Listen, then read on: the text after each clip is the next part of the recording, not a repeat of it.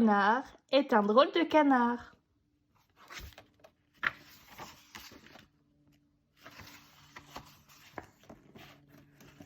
Avec son bec en trompette et son bob à fleurs sur la tête, Léonard est vraiment un drôle de canard. Contrairement à son frère et ses sœurs, Monsieur ne cancane pas, il aboie.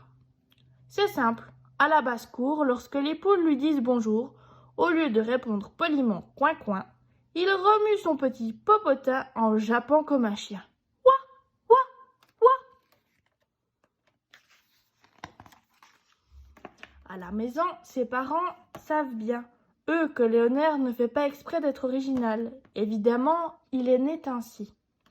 Mais à l'école des Trois Têtards, premier nénuphar en entrant dans la mare, c'est une autre histoire. Ses camarades refusent de nager avec lui, sous prétexte qu'il est trop bizarre. Pauvre Léonard, le voilà seul au bord du plongeoir. Et si tu leur prouvais qu'ils ont tort, coince alors une vieille grenouille assise au bord de l'eau. Tu sais, être un peu différent ne doit pas t'empêcher de vivre normalement, d'ailleurs. Mais Léonard est trop agacé. Puisque personne ne veut jouer avec lui, tant pis, il préfère s'en aller d'ici. Sans attendre, le caneton se faufile sous la clôture. Et hop, en route vers l'aventure. Ouah, ouah, ouah. Au milieu des fougères, Léonard se dandine en aboyant joyeusement. Mais au bout de quelques mètres, bing! Une petite taupe en salopette bleue et coiffée d'un casque lumineux lui fonce dessus. « Pardon, monsieur, je vous ai pas vu, dit-elle, tout essoufflée.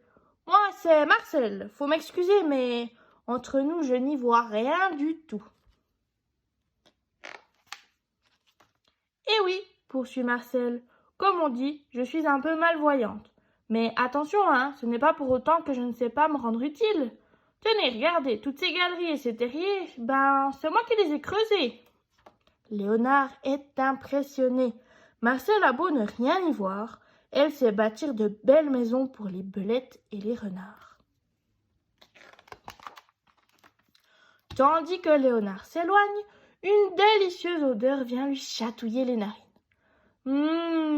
Cela vient d'une petite cabane en bois. Le caneton s'approche avec gourmandise. À l'intérieur, un gros lapin nommé Norbert est vêtu d'un tablier vert cuisine, un gigantesque cake aux carottes. Ouah, ouah, ouah, que ça sent bon, aboie Léonard avec des yeux ronds. Pourrais-je en avoir une petite part? Comment? Que dis-tu? De la bouillie de cafard? Clapit le cuisinier vexé. Tiens, goûte ça au lieu de raconter des bêtises. Léonard pouffe de rire. Malgré ses grandes oreilles, Norbert est sourd comme un pot de miel. En tout cas, cela ne l'empêche pas d'être un grand chef. Quel régal! Mais au fait, et si la grenouille avait raison? Après avoir remercié Norbert, Léonard repart en longeant la rivière. Passant près d'une botte de paille, Léonard décide de s'amuser un peu. Il prend son élan, saute dedans et tombe nez à nez avec un serpent. Affolé, le caneton se met à trembler. Mais en l'observant de plus près, Léonard réalise que le reptile ne fait pas peur du tout. « Bonjour !»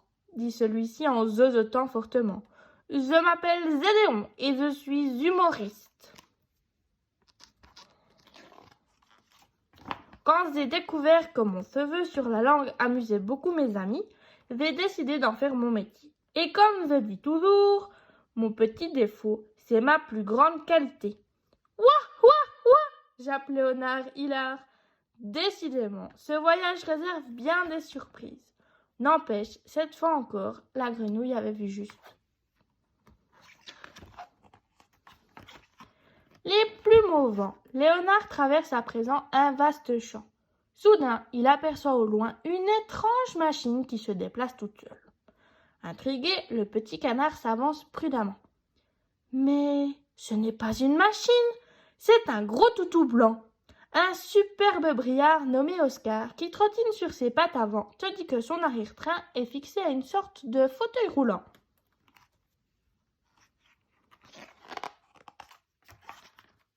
Bonjour, dit Léonard un peu étonné. Qu'est-il arrivé? Oh, ne fais pas cette tête-là, répond Oscar en riant. J'ai eu un petit accident. Et depuis, mes pattes arrière refusent de bouger. Mais mon maître m'a bricolé cette brouette et ainsi je peux de nouveau gambader. D'ailleurs, si on fait la course, tu verras que je suis plus rapide que toi. Hi-ha! Léonard n'en revient pas. Ce briard, quel courage!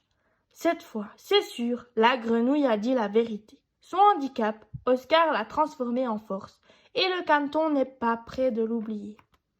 Mais pour l'heure, il ferait bien une petite sieste. Justement, dans le creux d'un arbre, un joli merle aux ailes minuscules veille sur une ribambelle d'oisillons. « Si tu veux, tu peux te joindre à nous, » roucoule Antoine avec douceur. « Merci, » répond Léonard, « mais pourquoi ne voles-tu pas dans le ciel avec tes amis ?»« Oh, c'est simple, » raconte Antoine en souriant, « je suis né avec de trop petites ailes. Mais comme j'aime beaucoup les bébés, je reste ici pour m'en occuper. » Sans faire de bruit, Léonard s'installe à côté d'une jeune colombe, tandis qu'Antoine entonne une berceuse. Le canton se sent bien sous cette aile, petite mais chaleureuse, et plonge rapidement dans un profond sommeil. Soudain, schbling! Léonard est réveillé en sursaut par un bruit de vitres brisées. Horreur! Quelqu'un attaque la ferme! Aussitôt, il se précipite vers la maison afin de sauver ses amis. Mais que peut-il bien faire un simple canard contre de terribles bandits? Ouah! Ouah! Ouah! Vite, Léonard passe sous la clôture. Ouah! Ouah! Ouah! Le voilà qui traverse la mare. Ouah! Ouah! Il se rue à présent dans la basse-cour. Affolé par ses puissants aboiements, le voleur s'enfuit sans demander son reste. Léonard est fier de lui. Il a réussi à chasser cet affreux bandit. Ses parents émus le serrent dans leurs ailes, tandis que ses camarades admiratifs l'accueillent à présent comme un héros. Même la vieille grenouille a l'air radieuse et là pour l'applaudir. « Tu vois, dit-elle en faisant un clin d'œil, un chien, c'est bien, mais face au voleur, rien de tel qu'un canard aboyeur. » À ces mots, toute la basse-cour éclate de rire en hurlant de joie. Ouah! Ouah! Ouah!